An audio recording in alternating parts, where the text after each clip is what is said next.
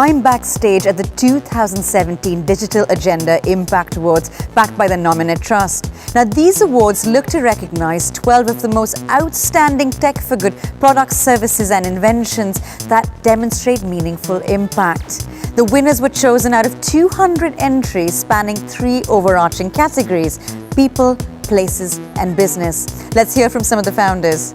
I'm with Emily of Texthelp, a revolutionary literacy support software. Emily, tell us more. Yeah, sure. We develop software which is primarily used in both schools, in education, and also in the corporate sector as well. So that could be healthcare, it could be government, local government, and also private sector as well. So Emily, tell us how Texthelp actually works. Yes, so essentially it's software that is developed for both the corporate sector and the education sector. So the software is really for people to improve their communication, understanding, and also essentially reading and writing, and soon to be maths as well. Oh, fantastic. Always a bit of a puzzle for a lot of people. So where do you see this service evolving, let's say a couple of years from now? Yeah, we see a lot of growth in all of the different sectors. So in the corporate space, we see people wanting to improve their workplace efficiency and productivity, and looking at digital inclusion as well of their workforces and embracing diversity within the workplace.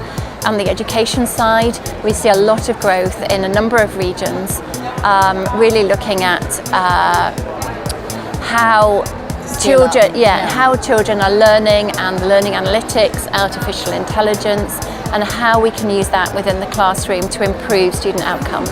I particularly like the digital inclusion angle there, because there's a big piece in our current digital economy to make people feel like they're being taken along for the ride in the digital economy versus being left behind, or Absolutely. for people to feel alienated from it. So the integration is fantastic. And finally, what hasn't worked along the way? What are some of the challenges that have kept you guys up at night? I think one of the things that we are looking at the moment, which we see as also quite a big opportunity, is how we might apply this for other people that aren't English speaking. So at the moment we're focusing on the English speaking markets and how to improve English literacy. But actually there's a lot of applicability in other countries as well, so the Middle East, Africa, India, so big populations which would require sort of additional help and support in communication. Yeah. Well, that's great. Big goals, wider reach, and clear tech for good impact. Yes. Thank you for chatting to us today. Thank you very much.